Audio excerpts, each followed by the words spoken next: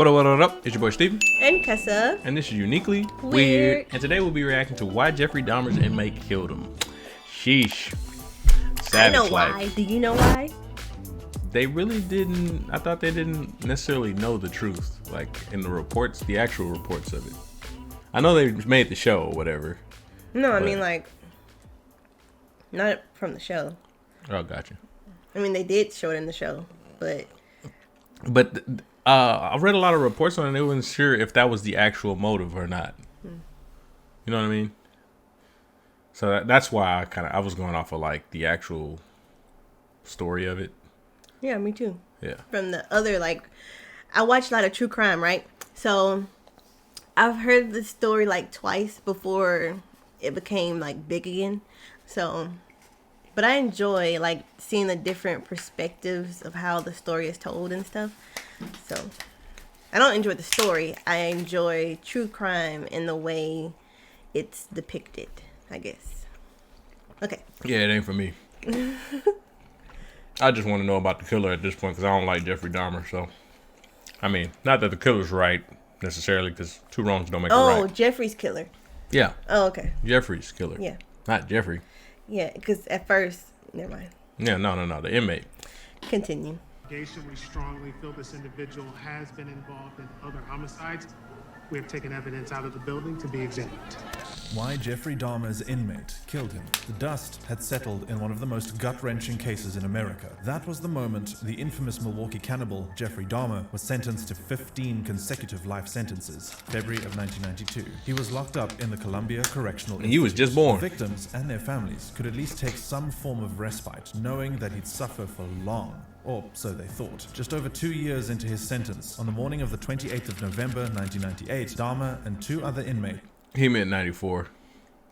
walked into the toilet block for cleaning duties. Dahmer and one of the other inmates never walked out. What had just happened here, and who was the third inmate, who walked out undetected by the guards? Backstory. To have been convicted of 15 counts of first-degree murder and receive a sentence of over 900 years in prison, you can only imagine the things Jeffrey Dahmer must have done. If there's one thing we can be sure of sometimes when the law is involved, it's that the consequence is usually commensurate with the crime, and you'll find that in Jeffrey's case as well. Dahmer committed his first murder when he was 18. He had been driving when 19-year-old Stephen Hicks, who was heading to a rock concert at Chippewa Lake Park, Ohio, decided to hitchhike with him. As they drove, Jeffrey brought up the idea of Stephen going with him to his house to have a few drinks. After drinking, Stephen told Jeffrey that he wanted to leave, but Jeffrey didn't want him to. It turned out that Jeffrey was hoping he would act on his feelings for Stephen. Seeing as he couldn't stop Stephen from leaving, Jeffrey used a 10-pound dumbbell to strike Stephen twice on the back of the head. As soon as Stephen passed out, Jeffrey used the bar of the dumbbell to strangle him. The next day, Jeffrey dismembered Stephen's corpse and buried the parts of his body in his backyard. But because he didn't want to leave the evidence behind, he dug up Stephen's body weeks after, peeled the flesh off the bones, and dissolved it in acid. He then flushed the output down the toilet before crushing the bones with a sledgehammer and spreading them around his backyard like mulch. After Jeffrey killed Stephen, he went on to kill his next 4 victims: 25-year-old Stephen Tuomi, 14-year-old James Doxtator, 22-year-old Richard Guerrero, and 24-year-old Anthony Sears. This was between 1987 and 1988. In the years of 1989 and 1991, Jeffrey met and murdered his remaining 12 victims, and his last victim was 25-year-old Joseph Brederhoft. Jeffrey's MO for all of his victims were in this order: strangulation, dismemberment, and decapitation. But as they say, everything comes to an end. In Jeffrey's case, he just wasn't expecting it. His arrest and trial.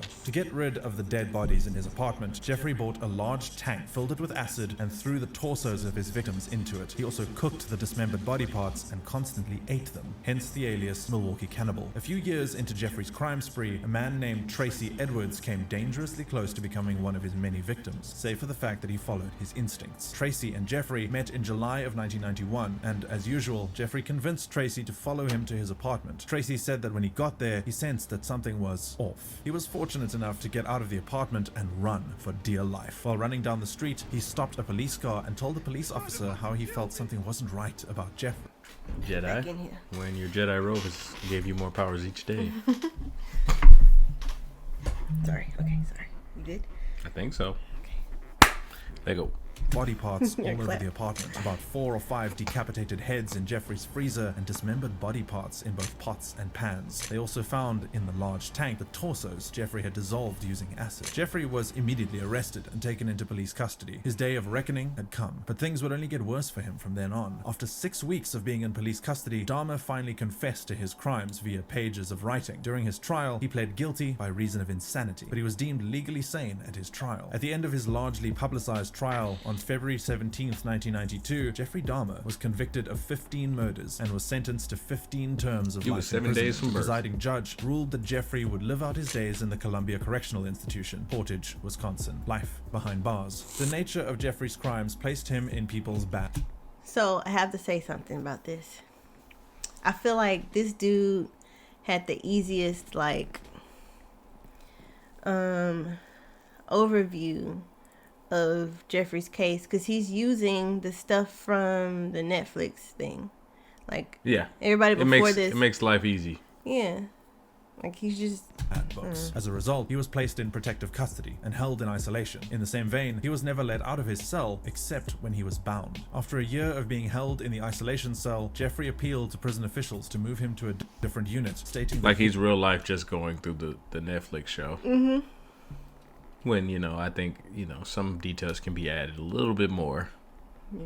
But go ahead. And this scene isn't even from never that. caused any trouble. His appeal was heard, and he was moved to a unit for inmates with emotional and mental challenges. In this unit, Jeffrey was able to relate with other inmates. He started attending classes and even signed up for work duties. Along the line, Dahmer met a prison minister, Roy Ratcliffe, whom he reportedly often shared remorseful remarks about the murders he had committed with. Around this time, Jeffrey also started going to chapel. In May of 1994, Jeffrey sought to be baptized, and he was baptized by Ratcliffe in a water tub in prison. After his baptism, he began to share with other inmates the correspondences he'd been getting concerning his newfound faith. According to several reports, it was during this time that Jeffrey began to display certain behaviors that other inmates didn't appreciate. He often made jokes about cannibalism, saying that he was going to bite them. Dahmer also had a knack for molding his food to look like dismembered body parts. As if that wasn't bad enough, he would proceed to cover the food with ketchup to complete the look. While some reports say he ate the food afterwards, others say Jeffrey left these rather disturbing pieces of food art lying around for the other inmates to find. Whatever the case, the inmates didn't like this sick game Dahmer was playing, but there was a particular inmate who took his dislike to the extreme, and this inmate was none other than Christopher Scarver. Christopher Scarver.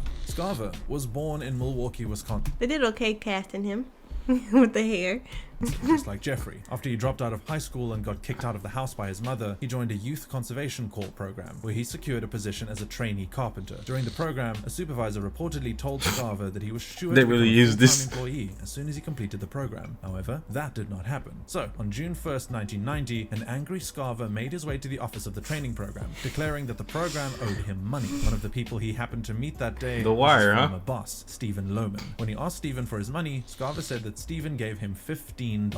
This reportedly provoked Scarver to the point that he shot Stephen in the head. After Scarver fired the first shot at Stephen, he went out of control and ended up shooting the wounded man 3 more times. Still armed with a murder weapon, Scarver demanded that the manager write him a check for $3,000. He then proceeded to steal the manager's credit card before heading to his... I feel like this is racist somehow. Like, This is hella racist. Like, this is hella racist, bro. he's in every, like... It's about as stereotypical as you get, man. Like, come on. Like, I get it, but you're going overboard with this. Oh, my God. Every black hood movie he could find, he used it. Good Lord, fugitive crime. Calm down. Oh, my God. This is out of line. Every black, angry, whatever fits what he's saying. Like... I understand you don't have footage, bro, but like Just use talk. court footage in there, like the court stuff, like. Leave his face on the screen or something. Good pregnant Lord. girlfriend's apartment. The police found Scarver outside his girlfriend's apartment hours later, and since the murder weapon was still in his possession, the authorities had him arrested. By the time of Scarver's sentencing, his girlfriend had already given birth. Scarver was sentenced to life in prison for his crimes.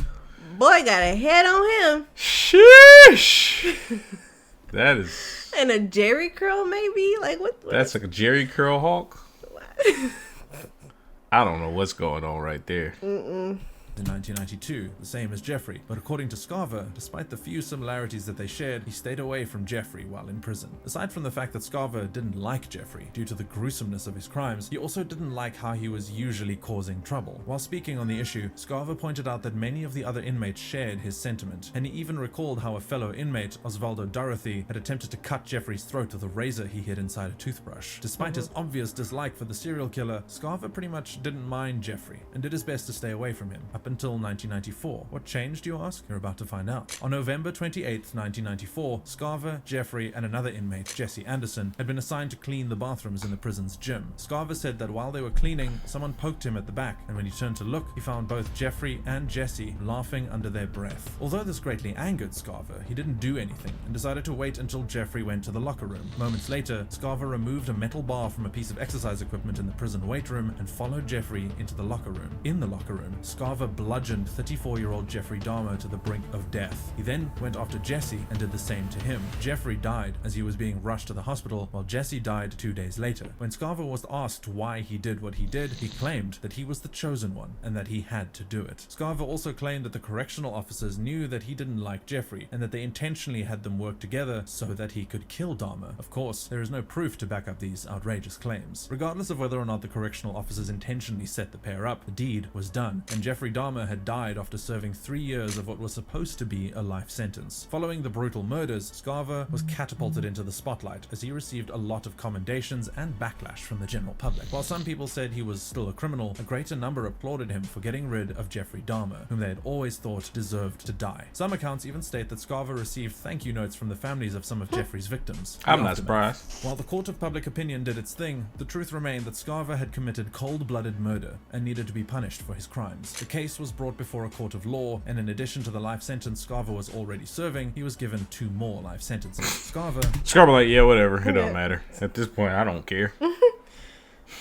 Is still alive today. He's currently in a medium security prison in Wisconsin, where he self-publishes poetry. He has been spending his free time writing songs, music compositions, short stories, poetry, and prison policy proposals, as well as creating original art, according to his Amazon bio. Currently, Scarver has multiple poetry books for sale, including 2015's The Child Left Behind, and has managed to remain in contact with his son through it all. The two have reportedly maintained a good relationship all these years. In addition to being a published writer, Scarver also wishes to attend college to study mechanical and electrical engineering through his American Prisoner Repatriation Act initiative. Needless to say, Scarver is dedicated to making the most out of life, despite being confined to a prison cell. And that brings us to the end of the video. To check out other videos like this one, kindly click on one of the other 2 on your screen. See you there. That boy said, I am a revolutionary. Yeah. Minus the random stereotypical videos he threw in there, that was a pretty good video. That was so unnecessary. It really was. It got worse and worse and worse. And I was like, okay, is it going to stop? No? Just... Sheesh. Mercy. Anyways, man, y'all comment what y'all think about the video. Comment, like, and subscribe. We're on the road to 200 subs. Peace. Bye.